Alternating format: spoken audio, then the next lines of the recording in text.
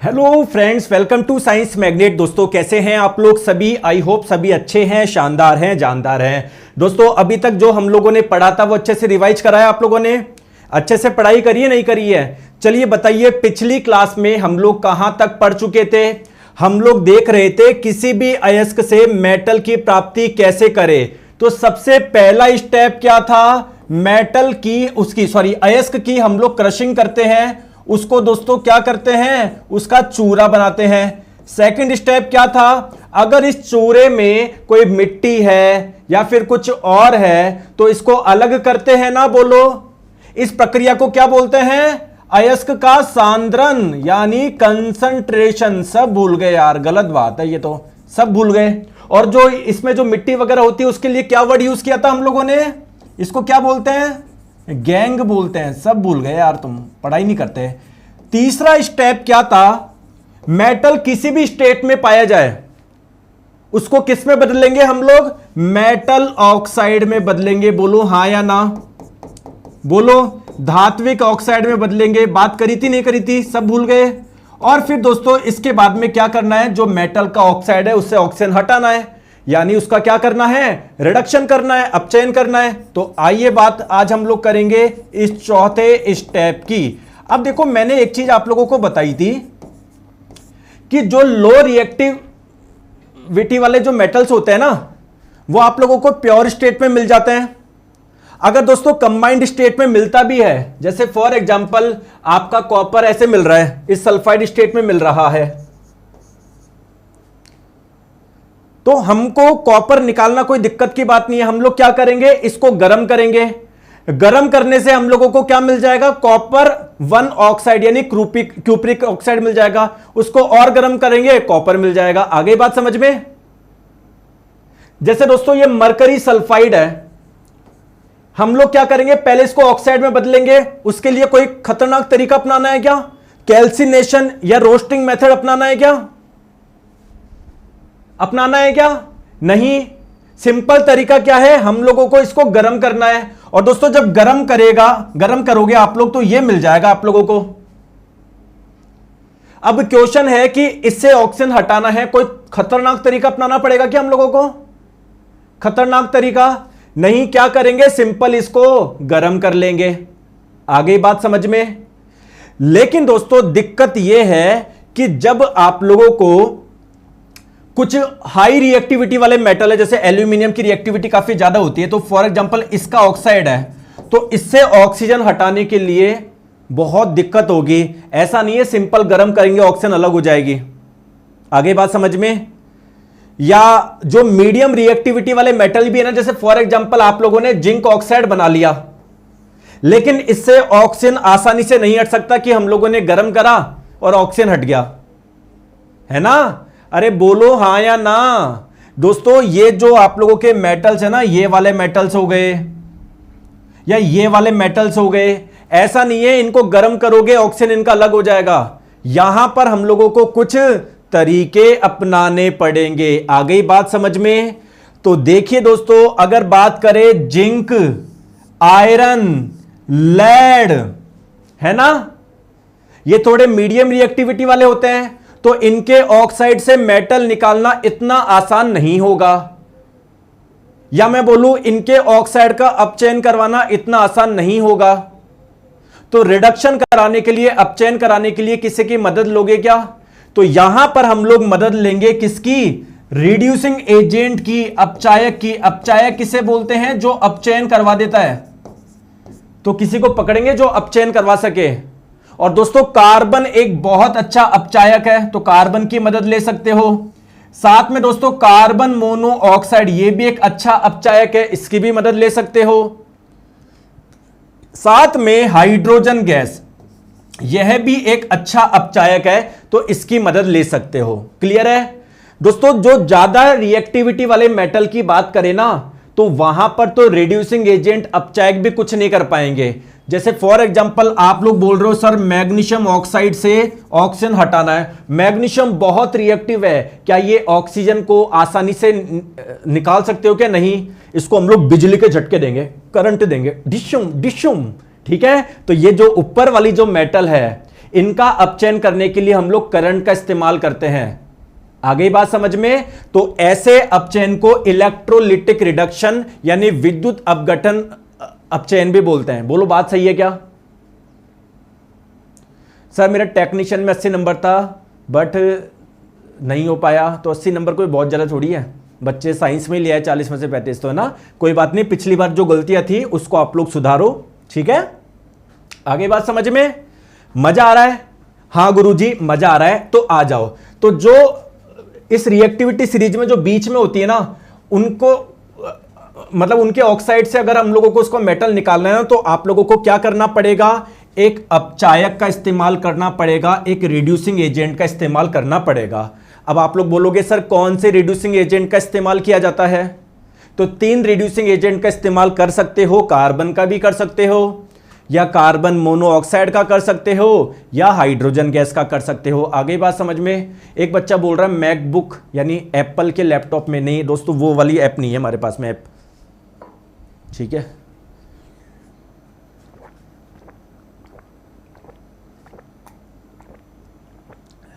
Sir आज join किया है तो यहां से पढ़ लूं क्या? कैसे पढ़ोगे आप? आपको समझ में नहीं आएगा। तो दोस्तों चाहे आप बायोलॉजी शुरू कर रहे हो, फिजिक्स शुरू कर रहे हो, केमिस्ट्री शुरू कर रहे हो, पहली क्लास से देखो, जब आपको समझ में आ जाएगा आराम से पढ़ो, कोई दिक्कत नहीं है, ठीक है? बीच में कोई मतलब नहीं है आपका। चलो क्लियर है? हाँ गुरुजी यहां तक क्लियर है। चलिए तो 3 रिड्यूसिंग एजेंट है। सबसे पहले कार्बन। अब दोस्तों कार्बन या मैं बोलूं कोक, कोक जानते हो? अच्छा कितने बच्चे हैं जो कि कोक जानते हैं? कोक किसे बोलते हैं बताओ? कोयला तो जानते होंगे, कोयला तो जानते होंगे, कोयले में भी बहुत सारा कार्बन होता है। तो क्या कोयले का इस्तेमाल कर सकते हैं क्या? नहीं, हम लोग इस्तेमाल करते हैं कोक का। सर इस कोक में और कोल में क्या डिफरेंस है? कोक में भी कार्बन होता है, कोल में भी कार्बन होता है। दोस्तों कोल में और भी बहुत सारी चीजें मिला के फिर हम लोग किस में कन्वर्ट करते हैं? उसको कोल में कन्वर्ट करते हैं। आगे बात समझ में? तो इसमें बेसिकली कोक जो होता है ना, इसमें आप लोग ये मतलब ज्यादा प्योर है, इसमें कार्बन आप लोगों को मिलेगा ज्यादा। क्लियर है? चलिए आ जाओ, तो बात करें आगे थोड़ी सी। तो क्वेश्चन ये आता है आप लोगों से एग्जाम में कई बार पूछा जाता है कि कौन से मेटल के रिडक्शन करने के लिए, या मैं बोलूं किस मेटल ऑक्साइड से मेटल निकालने के लिए कार्बन का इस्तेमाल किया जाता है? तो दोस्तों ये आप लोग 4 याद रखिएगा। क्लियर है? हालांकि कार्बन के अलावा इन 2 का भी इस्तेमाल किया जाता है, लेकिन ज्यादातर आपको एनसीईआरटी में जो दिया हुआ है केवल एक ही अपचायक के बारे में दिया हुआ है। आगे बात समझ में? चलिए दोस्तों ध्यान से आप लोग समझेंगे मेरी बात को। सर कार्बन कैसे हमारा काम आसान कर देगा? दोस्तों कार्बन इस वाले अपचयक का इस्तेमाल करते हैं हम लोग जिंक के लिए, और इसी के लेड भी होता है ना, तो लेड के लिए भी, ठीक है? तो जिंक और लेड के लिए हम लोग क्या करते हैं? इस वाले अपचायक का इस्तेमाल करते हैं। सर ये कैसे काम करता है? जैसे मान लो आप लोगों को जिंक ऑक्साइड मिल गया, क्लियर? आप लोगों को दोस्तों क्या करना है? गरम करना है। सर गरम करते ही ऑक्सीजन निकल जाएगा कि नहीं? गरम करना है कोक की प्रेजेंस में, या मैं बोलूं कार्बन की प्रेजेंस में। तो ये कार्बन जो होता है वो बहुत अच्छा अपचायक होता है, ये ऑक्सीजन को निकाल लेगा, यानी इसका अपचयन करवा देगा, ठीक है? तो जो देखो एग्जांपल देखो, जिंक ऑक्साइड को गरम करा, कार्बन की प्रेजेंस में जब आप लोग गरम करोगे तो देखो आप लोगों को ये कार्बन जो है इसका ऑक्सीजन निकाल लेगा, अपन को जिंक मिल गया। बात समझ में आ गई? सेम जैसे बताऊं लेड ऑक्साइड है, अगर आप लोगों को इससे लेड चाहिए, कुछ नहीं करना, हीट करना, गरम करना कार्बन की प्रेजेंस में, कार्बन क्या करेगा? इसका ऑक्सीजन निकाल ले जाएगा और लेड को बेचारे को अकेला छोड़ देगा। तो क्या हमको मेटल मिल गई क्या? क्या मेटल मिल गई क्या? बोलो। अब देखते हैं एग्जाम में जो क्वेश्चन आते हैं वो आप लोग कर पाते हो क्या इससे रिलेटेड? चलिए इसका आंसर बताओ।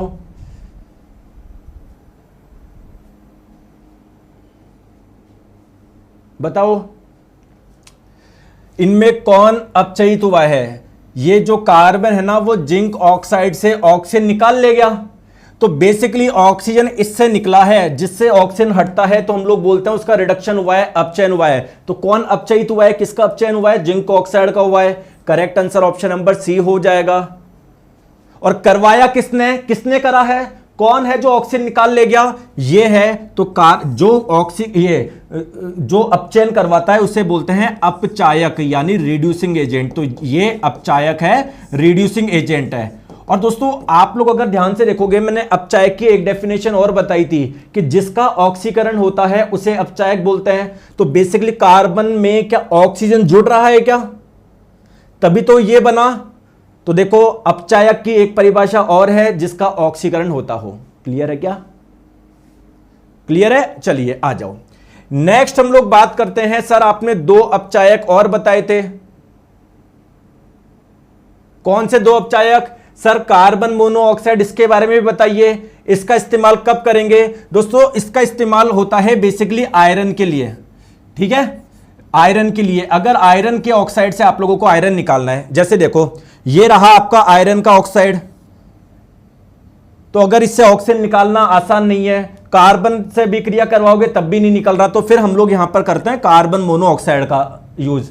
तो देखो अगर आप लोग ध्यान से देखोगे तो आयरन मिल गया ना, मिल गया ना। तो आप लोग बस ये ध्यान रखना, अपचायक के रूप में कार्बन का भी इस्तेमाल किया जाता है, कार्बन मोनोऑक्साइड का भी इस्तेमाल किया जाता है। कार्बन का इस्तेमाल हम लोग किसके लिए करते हैं? 2 मेटल ध्यान रखना, जिंक के लिए और लेड के लिए। कार्बन मोनोऑक्साइड का एक एग्जांपल याद रखना, किसके लिए करते हैं? आयरन के ऑक्साइड से आयरन को निकालने के लिए। सर एक अपचायक आपने और बताया था, क्या? हाइड्रोजन। लेकिन दोस्तों इस अपचायक का हम लोग ज्यादा यूज नहीं करते, कारण क्या है बताओ? जैसे यहां पर तो क्या कर रहे हैं, इस आयरन के ऑक्साइड को गर्म करते हैं इसकी प्रेजेंस में, तो काम हो जाता है। अब दोस्तों जब आप लोग किसी मेटल के ऑक्साइड्स को से ऑक्सीजन निकालने के लिए मान लो ये हाइड्रोजन गैस इस्तेमाल कर रहे हो, तो दोस्तों क्या आपको पता है मेटल ऑक्साइड को गर्म करते हैं और ये तो हाइड्रोजन गैस को अगर मिलाएंगे गर्म गर्म चीज में तो ब्लास्ट हो सकता है क्या? क्योंकि हाइड्रोजन जो है वो एक बहुत अच्छा फ्यूल है, बहुत अच्छा ईंधन है, ज्वलनशील गैस है। सर रेड्यूसिंग और रेड्यूस में कंफ्यूज हो जाता हूं, इंग्लिश माध्यम क्यों, हिंदी माध्यम क्यों? सौरव कुमार जी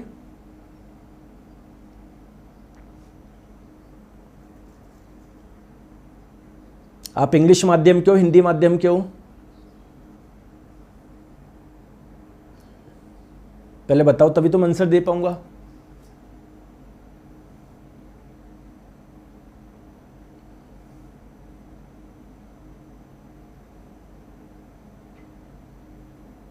देखो ये यही नहीं बता पा रहे वो इंग्लिश माध्यम के, अंग्रेजी माध्यम के हैं, हिंदी माध्यम के हैं। बस कमेंट करके दूर हो गए, सर मुझे दिक्कत है,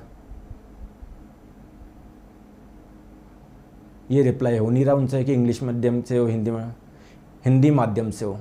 तो बेटा अगर आप हिंदी माध्यम से हो तो आपको दिक्कत तो आएगी, रिड्यूसिंग, रिडक्शन। आप तो हिंदी वाले टर्म समझो ना।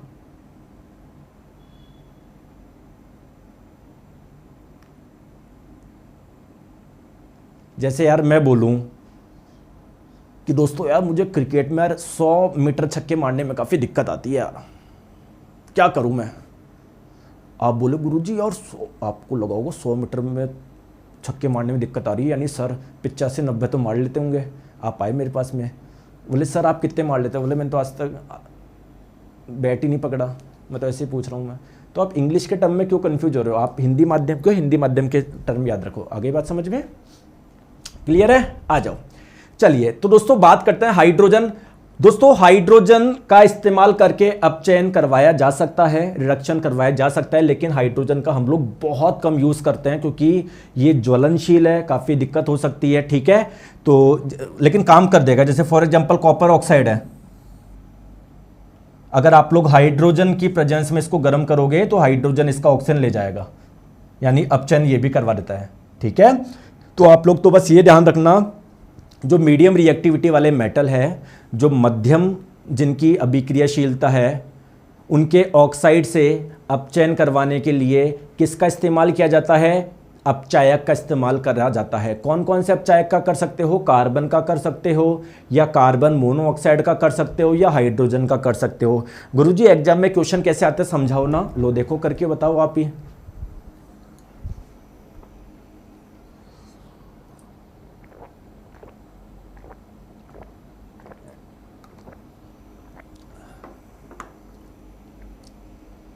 बताओ, आराम से करो। निम्नलिखित में से कार्बन का कौन सा रूप मेटलर्जी में अपचायक के रूप में कार्य करता है? तो बेसिकली हम जो बोलते हैं ना कार्बन ये काम कर रहा है, हम लोग क्या डालते हैं? कोक डालते हैं। जो कोक में जो कार्बन होता है वो अपचयन करवाता है, ठीक है, कोक। ठीक है, आगे बात समझ में? करेक्ट आंसर आप लोगों का ऑप्शन नंबर ए हो जाएगा। चलिए दोस्तों इसका आंसर बताएंगे, मैं नहीं बताऊंगा, देखते हैं आप कर पाते हो क्या। कौन सी धातु है, 4 धातु दी गई है, जो कार्बन के अपचयन गुण द्वारा प्राप्त नहीं करी जा सकती है? जैसे फॉर एग्जांपल कॉपर ऑक्साइड से ऑक्सीजन, कॉपर ऑक्साइड से कॉपर निकालना है या जिंक ऑक्साइड से निकालना है, बताओ क्या करें? कौन? तो देखो दोस्तों सोडियम बहुत रिएक्टिव है, इसको बेचारे को बिजली के झटके देने पड़ेंगे आपको, बिजली के झटके। कार्बन वार्बन ही काम नहीं कर सकता, इसको बहुत रिएक्टिव है ये। देखो मैंने आप लोगों को एक टेबल बताई थी, अगर आप लोगों को ध्यान हो तो, है ना, देखो यार, देखो सोडियम बहुत रिएक्टिव है, इनको बिजली के झटके देने पड़ेंगे, इसको, ये ऐसे मानने वाले नहीं है ये। आगे बात समझ में? जबकि जो बेचारे ये वाले हैं ना, वो अपचायक के माध्यम से आपका काम कर देंगे। बोलो हाँ या ना? क्लियर है क्या मैं क्या बोलना चाह रहा हूं? तो करेक्ट आंसर हो जाएगा ऑप्शन नंबर बी। दोस्तों मजा आया मजा? थोड़ा सा आगे चलिए बहुत बढ़िया। चलिए हमने बात कर ली कि जो बहुत कम रिएक्टिव होते हैं उनकी भी बात कर ली, जिनकी रिएक्टिविटी मीडियम होती है, मध्यम श्रेणी के जो होते हैं उनकी भी बात कर ली। अब दोस्तों क्वेश्चन आता है कि जो बहुत ज़्यादा जो रिएक्टिविटी सीरीज में जो ऊपर है, यानी जो बहुत रिएक्टिव मेटल है, सर उनका क्या करें? ठीक है, तो दोस्तों आप लोग उन्हें कार्बन के साथ गर्म करोगे, जैसे मान लो for example magnesium oxide, magnesium बहुत रिएक्टिव है, कार्बन के साथ गर्म करोगे तो ऐसा नहीं है कि ऑक्सीजन, कार्बन जो होगा ना वो ऑक्सीजन को निकाल ले जाएगा, नहीं, क्योंकि मैग्नीशियम बहुत शक्तिशाली ऑक्सीजन को पकड़े रखा है। तो फिर सर क्या करे? तो दोस्तों ये जो मेटल है ना, सोडियम, मैग्नीशियम, कैल्शियम, एल्यूमिनियम, तो इनके ऑक्साइड जो होते हैं ना, जो इनके जो ऑक्साइड होते हैं, उनसे ऑक्सीजन अलग करना आसान नहीं होता है, या इन मेटल के ऑक्साइड को मेटल में कन्वर्ट करना आसान नहीं होता है। क्यों नहीं होता है? क्योंकि ये ऑक्सीजन को बहुत अच्छे से पकड़ के रखते हैं। आ गई बात समझ में?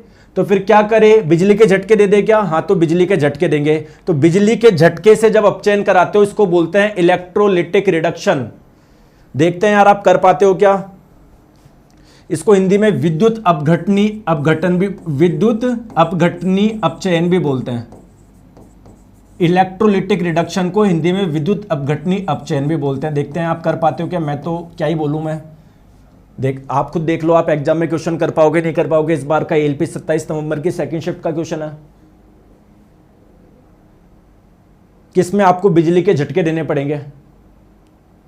कौन बहुत रिएक्टिव है, इसको देने पड़ेंगे सर। आ रहा है मजा आ रहा है? वेरी गुड यार, ऑप्शन नंबर डी। चलिए इसका बताओ, टेक्नीशियन ग्रेड 3 28 दिसंबर का क्वेश्चन है, मैं क्या बताऊं इसमें। देखिए दोस्तों, विद्युत अपचयन भी बोल देते हैं, मैंने कल वाली पिछली क्लास में बताया था, विद्युत अपघटनी अपचयन भी बोल देते हैं, ठीक है। तो इनमें से किसके लिए आप लोग ये वाला बिजली के झटके देने पड़ेंगे? इसको देने पड़ेंगे। कर लोगे? किस किस को कॉन्फिडेंस आ रहा है? किस किस को कॉन्फिडेंस आ रहा है कि हाँ गुरुजी मुझे आ रहा है समझ में? बोलो, आगे बात समझ में? क्लियर है? चलिए आ जाओ। अब क्वेश्चन आता है कि ठीक है सर समझ में आ गया, अब मुझे ये तो बताओ बिजली के झटके दोगे कैसे? आ जाओ दोस्तों। ये समझाने से पहले मैं आप लोगों का कुछ रिवीजन करवाना चाहता हूं। मैं जानना चाहता हूं कि आप लोग पढ़ाई कर रहे हो नहीं कर रहे हो। दोस्तों रिडक्शन किसे बोलते हैं? अपचयन। अगर किसी से ऑक्सीजन हट रहा है, अगर किसी से ऑक्सीजन हट रहा है तो आप लोग बोलते हैं उसका अपचयन हो रहा है। बहुत बढ़िया। क्या कुछ और परिभाषा भी थी क्या? अगर किसी में इलेक्ट्रॉन जुड़ रहा है तब भी आप लोग बोलते हैं ना उसका अपचयन हुआ है। बोलो यस और नो, बोलो यस और नो। सही लिखा है मैंने? या कोई इलेक्ट्रॉन प्राप्त कर रहा है तो एक और होता है अगर किसी में हाइड्रोजन जुड़ रहा है तब भी आप लोग इसको बोलते हैं अपचयन। क्लियर? तो अपचयन का मतलब केवल ये नहीं होता, ये भी अपचयन होता है। अब दोस्तों आप कौन सी मेटल निकाल के बताऊं मैं? सोडियम की बात कर ले, सोडियम क्योंकि बहुत रिएक्टिव मेटल है। दोस्तों सोडियम जो आप लोगों को मिलता है किस रूप में मिलता है? ये इस रूप में पाया जाता है मैक्सिमम। तो अगर आप लोगों को सोडियम की प्राप्ति करनी है तो बेसिकली इसी से सोडियम निकालना पड़ेगा। बोलो यस और नो, अरे बोलो यस और नो, अरे बोलो यस और नो, बोलो यस और नो, इसी से निकालना पड़ेगा क्योंकि सोडियम अधिकतर इसी रूप NaCl के रूप में पाया जाता है, तो इसी से निकालना पड़ेगा। अब क्वेश्चन है कि सर दो तरीके हैं सर, जैसे इसको क्या पहले ऑक्साइड में बदले क्या और फिर सर ऑक्सीजन को अलग करे क्या, ऐसे करे क्या? नहीं दोस्तों, इतना करने की जरूरत ही नहीं है। जब आप लोग बिजली के झटके दे रहे हो तो क्या एक ही बार में इसको बिजली के झटके देख के क्लोरीन को अलग कर दूं, सोडियम निकाल लूं क्या? क्यों ये करने की जरूरत है क्या? अरे ये करने की जरूरत है क्या? जरूरत है क्या? बोलो सर बिजली के झटके दो, ये क्लोरीन अलग कर देगा। आ जाओ तो बात करते हैं दोस्तों, क्या एक तरीका हम लोग अपनाते हैं, प्लीज आप लोग यहां पर ध्यान रखना। तो जो हाई रिएक्टिविटी वाले मेटल्स होते हैं उसके लिए हम लोग क्या करते हैं? इलेक्ट्रोलिटिक रिडक्शन का इस्तेमाल करते हैं। अब आप लोग बोलोगे कि सर जब हमारे पास में ये है ही नहीं तो रिडक्शन वर्ड क्यों यूज कर रहे हो, अपचयन वर्ड क्यों यूज कर रहे हो? बताओ सर, जब आप इसमें कन्वर्ट ही नहीं कर रहे और फिर इससे ऑक्सीजन निकाल ही नहीं रहे तो कैसा अपचयन? तो मैंने बताया है कि अपचयन केवल ऑक्सीजन से रिलेटेड नहीं होता, और भी होता है। तो देखो अभी जो प्रोसेस करने वाले हैं वहां पर भी आप लोगों को अपचयन देखने को मिलेगा। आगे बात समझ में? तो चलिए दोस्तों हम लोग क्या करेंगे ध्यान से समझते हैं। देखो ठीक है, आ जाओ करेंगे क्या। देखो आपके पास में क्या है? NaCl है, ठीक है। इससे आपको क्या करना है? सोडियम अलग करना है। तो सबसे पहला स्टेप क्या है, ध्यान से आप लोग समझ लो, इस सोडियम क्लोराइड को मेल्ट कर लो। चलो बताओ सोडियम क्लोराइड का मेल्टिंग पॉइंट कितना है, गलनांक कितना है? मैंने बताया था, देखते हैं किसी बच्चे को याद है या नहीं है, हैं? और बातें करा लो तुमसे बड़ी बड़ी।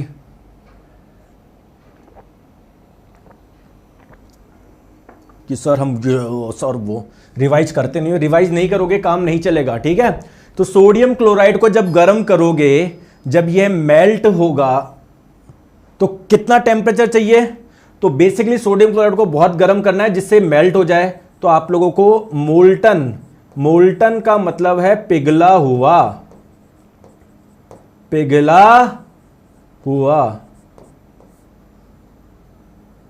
दोस्तों अभी एक बच्चा आया है जो सेलेक्टेड है ना मिलने के लिए, अभी आने वाला है, वो शायद थोड़ी देर में आ जाएगा। खैर वीडियो तो मैं डालते हूँ बच्चे से जिससे आपको सीखने को मिले। आप बोले तो क्लास में बुला लूँ मैं, कोई दिक्कत हो तो बताओ। क्लास में बुला ले, पूछ लेना उससे कि भैया कैसे पढ़ते थे, क्या करते थे, बताओ। वरना नहीं सर बाद में आप वीडियो डाल देना पूरा। आ जाओ। तो पिघला हुआ, हाँ सारे बच्चे गलत आंसर दे रहे हैं, कोई भी आंसर नहीं दे रहा। मैं मेल्टिंग पॉइंट गलनांक की बात कर रहा हूँ, क्वथनांक की बात नहीं कर रहा मैं।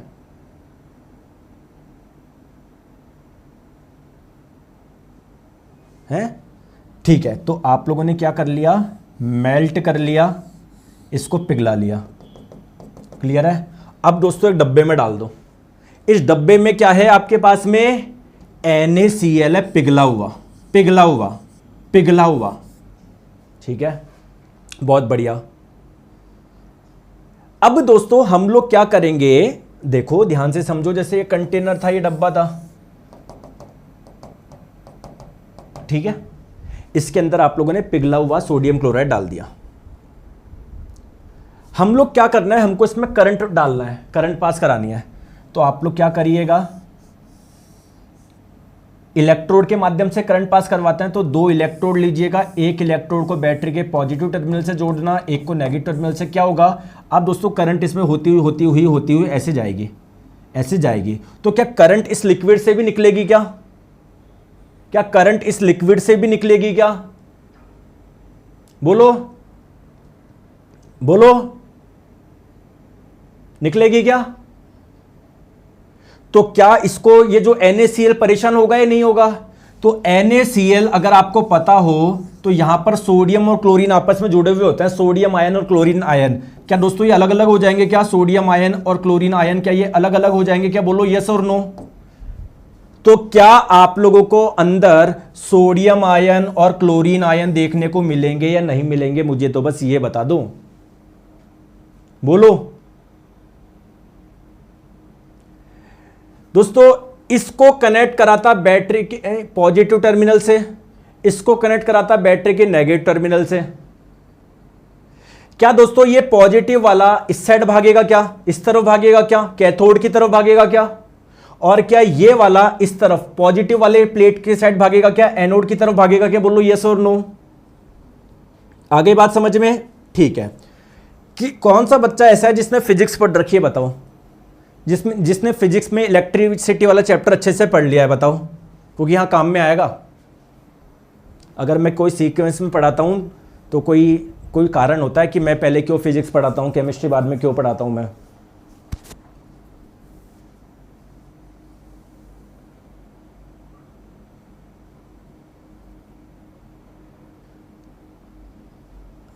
पढ़ा है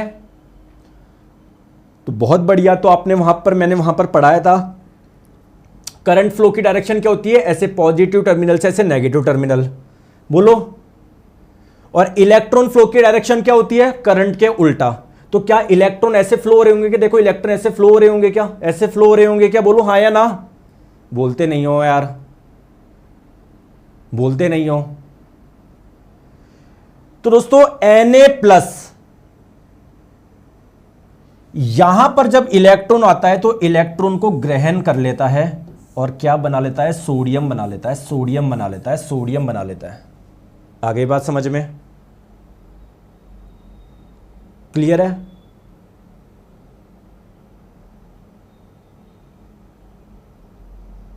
क्लियर है? और दोस्तों क्या होता है?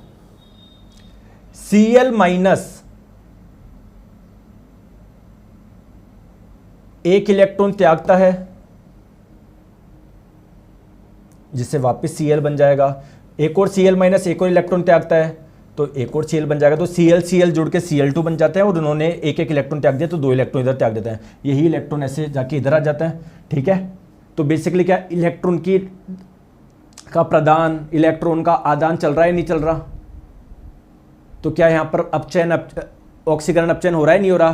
तो कैथोड पे बेसिकली क्या होगा? इस जगह क्या होगा? इस जगह क्या होगा? सोडियम इलेक्ट्रॉन ग्रहण कर रहा है, सोडियम आयन से सोडियम बन रहा है।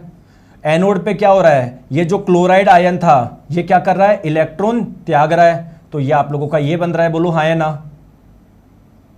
तो आप लोग मुझे एक चीज बताएंगे, यहां पर क्या अपचयन हो रहा है क्या कहीं पर? और अपचयन करने के लिए करंट का यूज किया, इसलिए इसको इलेक्ट्रोलाइटिक रिडक्शन बोला है। सेम चीज दोस्तों जैसे एल्यूमिनियम ऑक्साइड है, एल्यूमिनियम भी काफी रिएक्टिव है, तो यहां पर भी हम लोग इसी प्रकार से करते हैं। तो बस आप लोग तो ध्यान रखना है, जो मैंने मेटल के नाम बताए ना, सोडियम हो गया, एल्यूमिनियम हो गया, कैल्शियम हो गया, मैग्नीशियम हो गया, इसके लिए आपको करंट, बिजली के झटके लगते हैं इसके लिए। ठीक है, चलिए, तो ये आप लोगों को ऐसे मेटल की प्राप्ति हो जाती है। देखो सोडियम मिल गया, चीजें क्लियर है। अब बात आती है कि सर जो मेटल मिल गया, लास्ट स्टेप क्या था? जो मेटल मिल गया उसको हम लोगों को क्या करना है? प्योर करना है। जैसे मान लो आप लोगों को कॉपर मिला तो उसको और प्योर करना है, क्योंकि 99.999% हम लोग इसको प्योर करेंगे। ठीक है, क्यों करेंगे? क्योंकि इसका इस्तेमाल पता नहीं कई विद्युत उपकरण में होने वाला है। तो अगर आपने कॉपर अच्छा नहीं बनाया तो फिर सारे उपकरण भी क्या हो जाएंगे? खराब हो जाएंगे। क्लियर है क्या? क्लियर है? सर मैं रिकॉर्डिंग देखता हूँ, जॉब के चक्कर में कोशिश किया करे ब्लैक बोर्ड का कलर ब्लैक ले, इसका कलर ब्लैक ले। देखिए दोस्तों, मैं इसलिए नहीं लेता ब्लैक कलर में, दो कारण हैं। क्योंकि कुछ बच्चे इसका प्रिंट करवाते हैं, तो अगर वो प्रिंट करवाएंगे ब्लैक वाला तो उसका उनकी कॉस्ट काफ़ी ज़्यादा आएगी, है ना। क्योंकि कुछ बच्चे क्या है अपने नोट्स नहीं बनाते हैं, वो सीधे इसी को प्रिंट कराते हैं, तो फिर उनकी कॉस्ट बहुत ज़्यादा आएगी, काले काले पन्ने आएंगे। आगे बात समझ में? तो इसीलिए रोशन रवानी बोल रहा केमिकल बॉन्डिंग नहीं हुआ है सर। तो हाँ, तो तुम्हारा तो जीवन में कभी होगा भी नहीं। जो मुंह उठा के आते हैं ना, जाके चैप्टर के नाम पढ़ते हैं और हाँ ये तो हुआ ही नहीं। सारी क्लास देखते तो आपको मैंने बताया था कि आयनिक बॉन्ड मैं आपको पढ़ाऊंगा metal and non metal chapter में, जो हम लोगों ने पढ़ लिया। कोवेलेंट बॉन्ड मैं आप लोगों को पढ़ाऊंगा कहाँ पर, कार्बन एवं इसके यौगिक चैप्टर में। आगे बात समझ में, चलो आ जाओ। अब मेटल को प्योर करने के लिए दोस्तों कौन सा एक मेथड इस्तेमाल किया जाता है, क्लियर है? वैसे तो बहुत अलग अलग मेथड होते हैं, जो मोस्ट कॉमन मेथड है वो है इलेक्ट्रोलिटिक रिफाइनिंग। मेरे प्यारे दोस्तों एक चीज बता दूं कि राज की बात बता दूं क्या, 99.99% बच्चे कंफ्यूज हो जाते हैं, दोनों को एक ही मान लेते हैं, इलेक्ट्रोलिटिक रिडक्शन और इलेक्ट्रोलिटिक रिफाइनिंग। अरे दोनों अलग अलग चीज है। वो जो हो गया अपन को मेटल मिल गई, अब मेटल को प्योर करने के लिए भी हम लोग क्या करते हैं, करंट का यूज करते हैं, इलेक्ट्रिसिटी का, तो उस मेथड को बोलते हैं इलेक्ट्रोलिटिक रिफाइनिंग। दोनों में कंफ्यूज मत हो जाना, इसे बोलते हैं विद्युत शोधन। वो जो पहले जो प्रक्रिया पड़ी वो अलग है। आगे बात समझ में, चलिए आ जाओ। तो दोस्तों क्वेश्चन ये आता है कि विद्युत शोधन यानी इलेक्ट्रोलिटिक रिफाइनिंग, ये वाला मेथड से कौन कौन सी मेटल को प्योर कर सकते हो, कॉपर को, जिंक को, टिन को, निकल को, सिल्वर को, गोल्ड को। कंफ्यूज मत हो जाना कि सर गोल्ड के लिए तो इलेक्ट्रोलिटिक रिडक्शन यूज ही नहीं करते, वो अलग प्रक्रिया है। हम तो हमारे पास में जो गोल्ड है उसको प्योर करने की बात कर रहे हैं, हमारे पास में जो सिल्वर है उसको प्योर करने की बात कर रहे हैं, जो कॉपर है उसको प्योर करने की बात कर रहे हैं। ठीक है, मैं क्या बोलना चाह रहा हूं, समझ रहे हो? अरे कितने बच्चे समझ रहे हैं, एक बार यस बोलो। ये एक अलग चीज है। आगे बात समझ में? बेटा सयान पढ़ लो, इधर गूगल मैप की लोकेशन बताने नहीं बैठा हूं मैं, ब्लॉक कर दूंगा, ध्यान रखना। आ गई बात समझ में? क्लियर है? किस किस को आ गई? वो एक हमारे क्वेश्चन ये है कि मेरे पास में मेटल, उसको साफ कैसे करूं, तो ये अलग तरीका है। तो सर इस प्रक्रिया क्या है समझाओ, अच्छे से समझाता हूं, टेंशन मत लो। जैसे फॉर एग्जांपल दोस्तों, आप लोगों ने मेटल बना लिया कॉपर, लेकिन आपको लगता है कि इसमें अभी भी कुछ दिक्कत है, इसको प्योर करना है, कोई बात नहीं। तो दोस्तों जो इम्प्योर मेटल होगा ना, इम्प्योर मेटल, उसको बनाएंगे हम लोग एनोड। एनोड बनाने का मतलब है उसको बैटरी के पॉजिटिव टर्मिनल से जोड़ेंगे। तो दोस्तों एनोड हमेशा किसका बनाओगे, इम्प्योर मेटल का, या जिसको आपको शुद्ध करना है ना, अशुद्ध का बनाओगे। और दोस्तों आपके पास में जिसको शुद्ध करने जा रहे हो, कॉपर को करने जा रहे हो ना, तो प्योर कॉपर आप लोगों को लेना है शुद्ध। भाई पहले का जो प्योर कॉपर होगा उसको लेना, उसको बैटरी के नेगेटिव टर्मिनल से जोड़ना, तो उसको बोलेंगे कैथोड। तो आप लोगों से कई बार एग्जाम में पूछा जाता है, कैथोड पे प्योर कॉपर लगाएंगे, इम्प्योर लगाएंगे, प्योर लगाएंगे। आगे बात समझ में क्लियर है? ठीक है। अब दोस्तों आप लोग किसको प्योर करने जा रहे हो, कॉपर का। तो जिस मेटल को प्योर करने जा रहे हो, उसी मेटल का कोई सॉल्ट, उसी धातु का कोई लवण का विलयन लेना है। जैसे मैंने यहां पर ले लिया कॉपर सल्फेट का सॉल्यूशन ले लिया, क्या इसमें वो मेटल है, क्या है ना? ठीक है, बहुत बढ़िया। अब दोस्तों आप लोग क्या करोगे, करंट पास करवाओ, करंट पास करवाओ। तो क्या होगा, मेरी बात को ध्यान से समझो। होगा क्या, जैसे करंट पास करवाओगे, सॉरी कहां गया, तो ध्यान रखना दोस्तों, मैं फिर से बता रहा हूं, जो इम्प्योर मेटल है उसको हम लोग एनोड बनाते हैं, और जो प्योर मेटल है उसको कैथोड बनाते हो, और एक इसके रूप में इस्तेमाल करते हो। दोस्तों जैसे ही करंट आप लोग पास करवाओगे तो होता क्या है, जो ये आप लोगों का इसका जो इसमें जो रियल वाला कॉपर है वो आप लोगों का, देखो प्लीज मेरी बात को ध्यान समझो, करंट पॉजिटिव टर्मिनल से नेगेटिव टर्मिनल की ओर जाती है, इलेक्ट्रॉन ऐसे जाते हैं। तो जैसे करंट पास कराओगे, इसका जो कॉपर है, कॉपर को क्या मिलेगी, एनर्जी मिलेगी, वो 2 इलेक्ट्रॉन त्याग देगा, वो इलेक्ट्रॉन त्याग देगा और क्या बना लेगा, Cu+2 बना लेगा। आगे बात समझ में? अब ये इलेक्ट्रॉन जा रहे हैं इस तरफ, ये इधर आके क्या कर लेगा, उस इलेक्ट्रॉन को क्या कर लेगा, वापस ग्रहण कर लेगा। तो फिर वापस किस में कन्वर्ट हो जाएगा, कॉपर का जो आयन है वो कॉपर में कन्वर्ट हो जाएगा। तो यहां पर ये धीरे धीरे स्ट्रिप है ना, ये मोटी होती जाएगी, जो प्योर कॉपर है उसमें और कॉपर जुड़ता जाएगा, और इसका कॉपर निकल निकल के इधर आता रहेगा। इसमें जो भी मिट्टी वगैरह कुछ बची थी वो यहां पर नीचे जमा हो जाएगी। तो बेसिकली एनोड के नीचे ही जमा हो जाती है, इसे बोलते हैं एनोड मड, हिंदी में बोलते हैं एनोड पंख, एनोड पंख। चलिए दोस्तों एक क्वेश्चन करते हैं, देखते हैं एग्जाम में जब जाओगे क्वेश्चन कर पाओगे नहीं कर पाओगे, झूठ बोलते हो आप, बताओ विद्युत अपघटनी परिष्करण, ये डिफरेंट है। इलेक्ट्रोलिटिक रिफाइनिंग की बात हो रही है, या विद्युत अपघटन परिशोधन भी इसको बोलते हैं, ठीक है। तो धारा प्रवाहित करने, अशुद्ध नीचे बैठ जाती है ना, अशुद्धियों को क्या बोलते हो? तो एनोड आप लोगों का इम्प्योर बनाते हो, एनोड के नीचे आता है तो इसको एनोड मड बोलते हैं, एनोड पंख बोलते हैं हिंदी में। क्लियर है? आगे बात समझ में? आगे बात समझ में? मजा आया? तो दोस्तों ये हो गया अपना मैटर वाला चैप्टर। इसमें कुछ चीजें एक क्लास और लगेगी भी, है ना, मतलब, लेकिन हो गया मेजर। 99.99% क्वेश्चन यहीं से आएगा। अब थोड़ा सा समझाना है, थोड़ा सा कि भाई जंग वगैरह के बारे में थोड़ा सा समझाना है, जिसके बारे में नेक्स्ट क्लास में बात करेंगे। क्यों सर नेक्स्ट क्लास में क्यों इतना सा ही तो बच्चा आज पढ़ा लो? नहीं, साथ में बहुत सारे क्वेश्चन भी करवाने पड़ेंगे, तो एक क्लास वैसे भी एक्स्ट्रा लगेगी, ठीक है। तो ये हम लोग मंडे को कर लेंगे, और मंडे को अपना चैप्टर पूरा, और फिर हमारा बच्चे का कार्बन एवं इसके यौगिक, तो 3-4 क्लास में वो हो जाएगा, मतलब अपना सिलेबस खत्म, ठीक है।